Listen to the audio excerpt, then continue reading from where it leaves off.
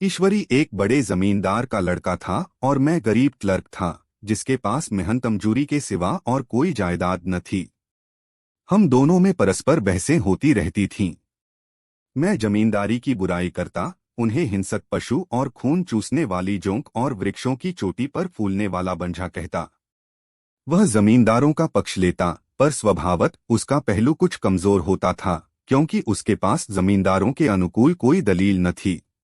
वह कहता कि सभी मनुष्य बराबर नहीं हाते, छोटे बड़े हमेशा होते रहेंगे। लचर दलील थी।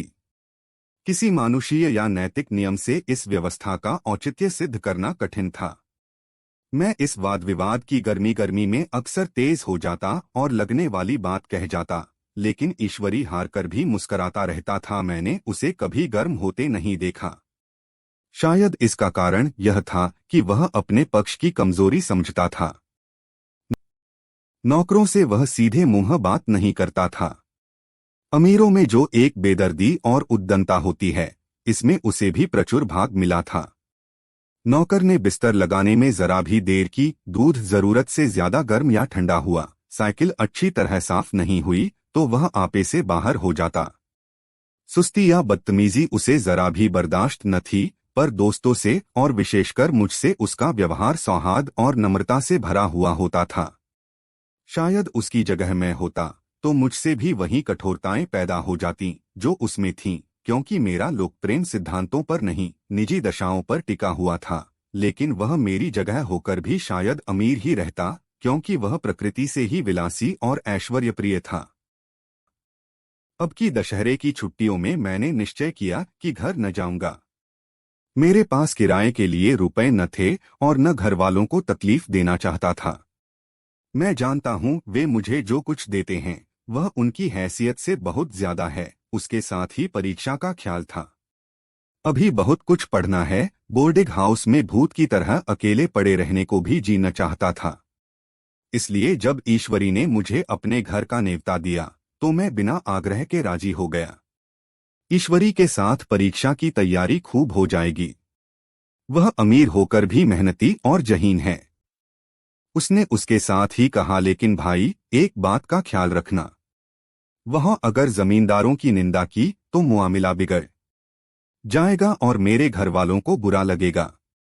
वह लोग तो आसामियों पर इसी दावे से शासन करते हैं कि ईश्वर ने असामियों को उनकी सेवा के लिए ही पैदा किया है। असामी में कोई मौलिक भेद नहीं है तो जमींदारों का कहीं पता न लगे। मैंने कहा, तो क्या तुम समझते हो कि मैं वहां जाकर कुछ और हो जाऊंगा?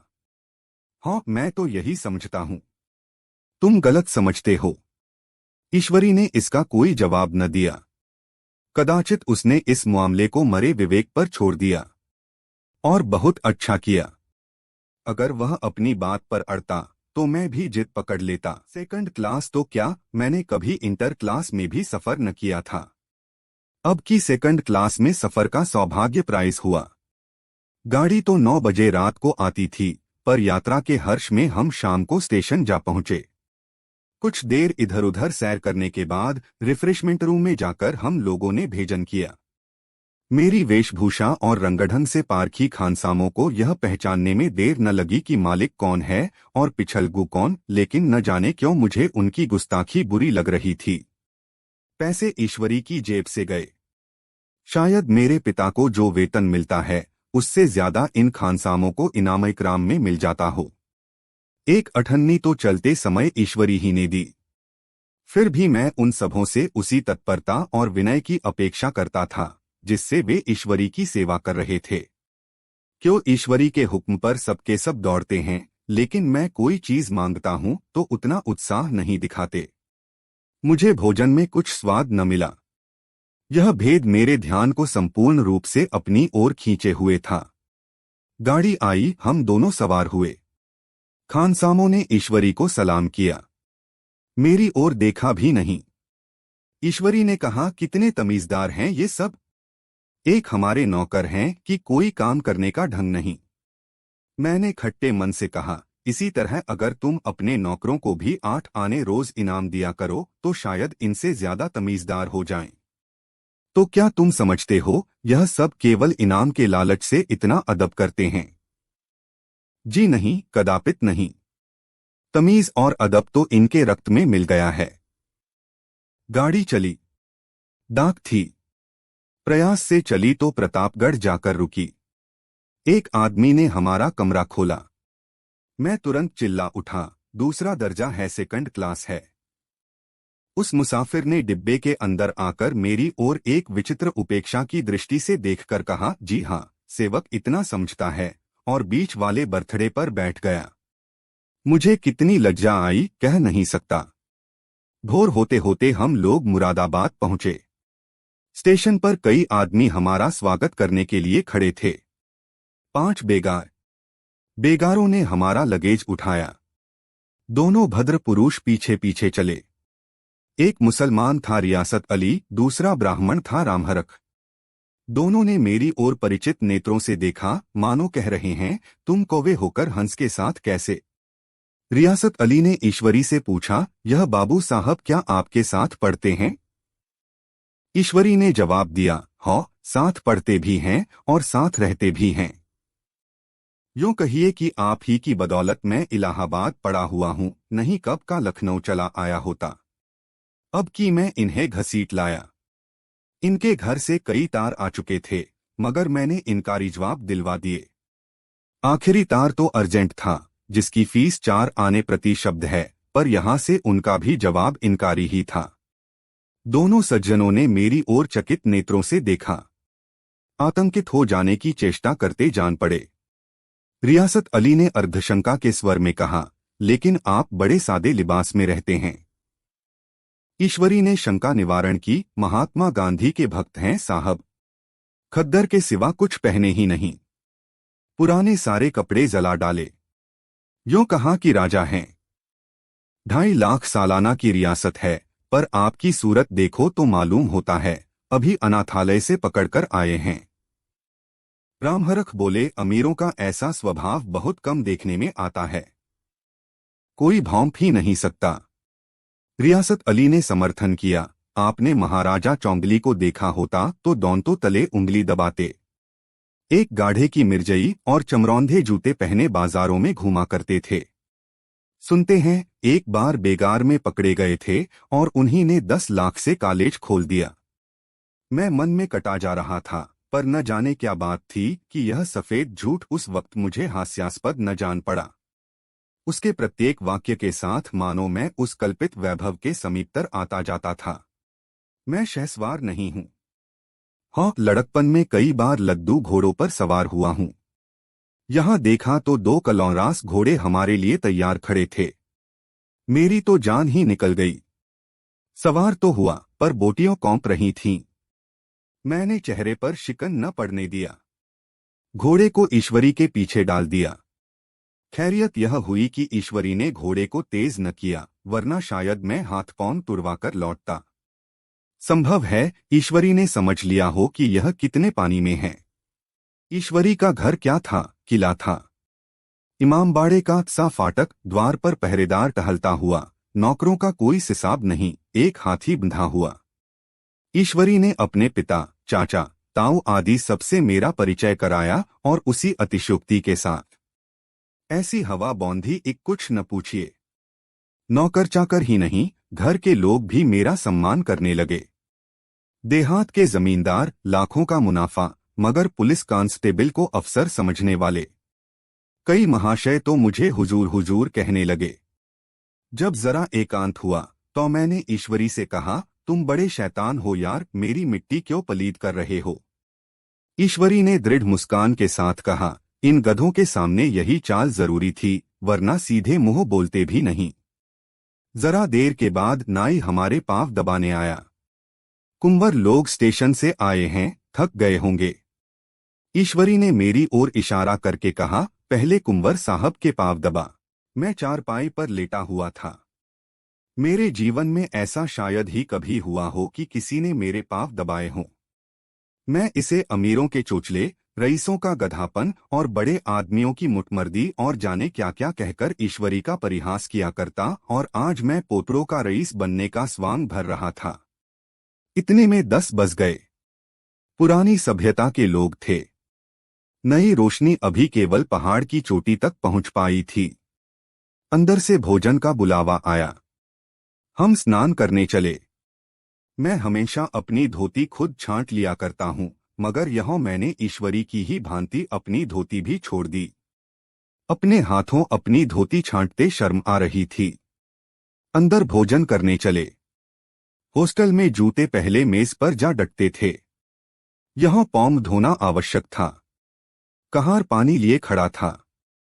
ईश्वरी ने पाँव बढ़ा दिए। कहार ने उसके पाँव धोए। मैंने भी पाँव बढ़ा दिए। कहार ने मेरे पाँव भी धोए। मेरा वह विचार न जाने कहाँ चला गया था।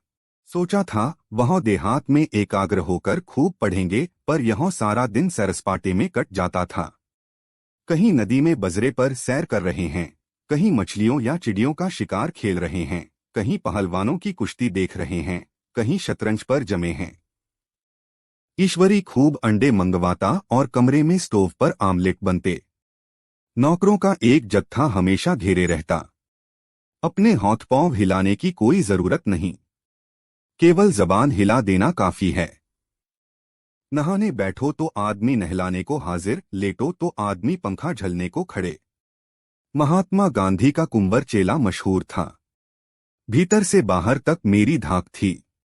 नाश्ते में जरा भी देर न होने पाए, कहीं कुंवर साहब नाराज न हो जा, बिछावन ठीक समय पर लग जाए, कुंवर साहब के सोने का समय आ गया। मैं ईश्वरी से भी ज्यादा नाजुक दिमाग बन गया था या बनने पर मजबूर किया गया था। ईश्वरी अपने हाथ से बिस्तर बिछा ले, लेकिन कुंवर मेहमान अपने हाथों कैसे अपना बिछावन बिछा सकते हैं? उनकी महानता में बट्टा लग जाएगा। एक दिन सचमुच यही बात हो गई। ईश्वरी घर में था। शायद अपनी माता से कुछ बातचीत करने में देर हो गई। यहाँ 10 बज गए। मेरी आंखें नींद से झपक रही थीं, मगर बिस्तर कैसे लगाऊं?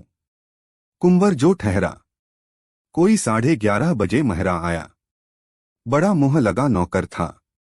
घर के धंधों में मेरा बिस्तर लगाने की उसे सुधि ही न रही। अब जो याद आई तो भागा हुआ आया। मैंने ऐसी डॉट बताई कि उसने भी याद किया होगा। ईश्वरी मेरी डॉट सुनकर बाहर निकल आया और बोला, तुमने बहुत अच्छा किया। यह सब हरामखोर इसी व्यवहार के योग्य हैं। इसी तरह ईश्वरी एक दिन एक जगह दावत में गया हुआ था। शाम हो गई, मगर लैंप मेज पर रखा हुआ था। दियासलाई भी थी, लेकिन ईश्वरी खुद कभी लैंप नहीं जलाता था। फिर कुंवर साहब कैसे जला? मैं झुंझला रहा था। समाचार पत्र आया रखा हुआ था। जी उधर लगा हुआ था, पर लैंप नदारद। दैवयोग से उसी वक्त मुंशी रियासत अली आ निकले। मैं उन्हीं पर उबल पड़ा। ऐसी फटकार बताई कि बेचारा उल्लू हो गया। तुम लोगों को इतनी फिक्र भी नहीं कि लैंप तो जलवा दो। मालूम नहीं ऐसे कामचोर आदमियों का यहाँ कैसे गुजर होता है। मेरे यहाँ घंटे भर निर्वाह न हो। रियासत अली ने कौपते हुए हाथों से लैंप जला दिया। वहां एक ठाकुर अक्सर आया करता था। कुछ मनचला आदमी था, महात्मा गांधी का परम भक्त। मुझे महात्मा जी का चेला समझकर मेरा बड़ा लिहाज करता था, पर मुझसे कुछ पूछते संकोच करता था। एक दिन मुझे अकेला देखकर आया और हाथ बांधकर बोला, सरकार तो गांधी बाबा के चेले हैं न? लोग कहते हैं कि यह सुराज हो जाएगा तो जमींदार न रहेंगे। मैंने शान जमाई, जमींदारों के रहने की जरूरत ही क्या है? यह लोग गरीबों का खून चूसने के सिवा और क्या करते हैं? ठाकुर ने फिर पूछा, तो क्यों सरकार, सब जमींदारों की जमीन छीन ली जाएगी? मैंने कहा, बहुत से लोग तो खुशी से दे देंगे। जो लोग खुशी से न देंगे उनकी जमीन छीननी ही पड़ेगी। हम लोग तो तैयार बैठे हुए हैं। जो ही स्वराज्य हुआ अपने इलाके असामियों के नाम हिबा कर देंगे। मैं कुर्सी पर पाँव लटकाए बैठा था। ठाकुर मेरे पाँव दबाने लगा। फिर बोला, आजकल जमींदार लोग बड़ा जुल्म करते हैं सरकार। हमें भी हुजूर अपने इलाके में थोड़ी सी जमीन दे दें तो चलकर वहीं आपकी सेवा में रहें। मैंने कहा, अभी तो मेरा कोई अख्तियार नहीं है भाई, लेकिन जो ही अख्तियार मिला मैं सबसे पहले तुम्हें बुलाऊंगा। तुम्हें मोटर ड्राइवरी सिखाकर अपना ड्राइवर बना लूंगा।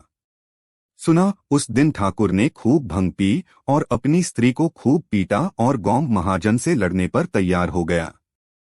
छुट्टी इस तरह तमाम हुई और हम फिर प्रयाग चले। गांव के बहुत से लोग हम लोगों को पहुंचाने आए। ठाकुर तो हमारे साथ स्टेशन तक आया। मैंने भी अपना पार्ट खूब सफाई से खेला और अपनी कुबेरोचित विनय और देवत्व की मुहर हरेक हृदय पर लगा दी। जी तो चाहता था हरेक नौकर को अच्छा इनाम दूं, लेकिन वह सामर्थ्य कहाँ थी। वापसी टिकट था ही, केवल गाड़ी में बैठना था, पर गाड़ी गई तो ठसाठस भरी हुई। दुर्गा पूजा की छुट्टियों भोग कर सभी लोग लौट रहे थे। सेकंड क्लास में तिल रखने की जगह नहीं। इंटरव्यू क्लास की हालत उससे भी बदतर। यह आखिरी गाड़ी थी, किसी तरह रुक न सकते थे। बड़ी मुश्किल से तीसरे दर्जे में जगह मिली। हमारे ऐश्वर्य ने वहां अपना रंग जमा लिया, मगर मुझे उसमें बैठना बुरा लग रहा था। आए थे आराम से लेटे लेटे जा रहे थे सिकुड़े हुए। पहलू बदलने की भी जगह न थी। कई आदमी पढ़े लिखे भी थे। वे आपस में अंग्रेजी राज्य की तारीफ करते जा रहे थे। एक महाशय बोले, ऐसा न्याय तो किसी राज्य में नहीं देखा। छोटे बड़े सब बराबर। राजा भी किसी पर अन्याय करे तो अदालत उसकी गर्दन दबा देती है। दूसरे सज्जन ने समर्थन किया, अरे साहब, आप खुद बादशाह पर दावा कर सकते हैं। अदालत में बादशाह पर डिग्री हो जाती है। एक आदमी, जिसकी पीठ पर बड़ा गट्ठर बंधा था, कलकत्ते जा रहा था। कहीं गठरी रखने की जगह न मिलती थी। पीठ पर बौंधे हुए था। इससे बेचैन होकर बार बार द्वार पर खड़ा हो जाता। मैं द्वार के पास ही बैठा हुआ था। उसका बार बार आकर मेरे मुंह को अपनी गठरी से रगड़ना मुझे बहुत बुरा लग रहा था। एक तो हवा यूं ही कम थी, दूसरे उस गवार का आकर मेरे मुंह पर खड़ा हो जाना मानो मेरा गला दबाना था। मैं कुछ देर तक जब्त किए बैठा रहा। एकाएक मुझे क्रोध आ गया। मैंने उसे पकड़कर पीछे ठेल दिया और 2 तमाचे जोर जोर से लगाए। उसने आंखें निकालकर कहा, क्यों मारते हो बाबूजी, हमने भी किराया दिया है। मैंने उठकर 2-3 तमाचे और जड़ दिए। गाड़ी में तूफान आ गया। चारों ओर से मुझ पर बौछार पड़ने लगी। अगर इतने नाजुक मिजाज हो तो अव्वल दर्जे में क्यों नहीं बैठे। कोई बड़ा आदमी होगा तो अपने घर का होगा। मुझे इस तरह मारते तो दिखा देता। क्या कसूर किया था बेचारे ने। गाड़ी में सांस लेने की जगह नहीं, खिड़की पर जरा सांस लेने खड़ा हो गया तो उस पर इतना क्रोध। अमीर होकर क्या आदमी अपनी इंसानियत बिल्कुल खो देता है। यह भी अंग्रेजी राज है जिसका आप बखान कर रहे थे। एक ग्रामीण बोला, दफ्तर मौ घुस पावत नहीं, उस पे इत्ता मिजाज। ईश्वरी ने अंग्रेजी में कहा, what an idiot you are be. और मेरा नशा अब कुछ कुछ उतरता हुआ मालूम होता था।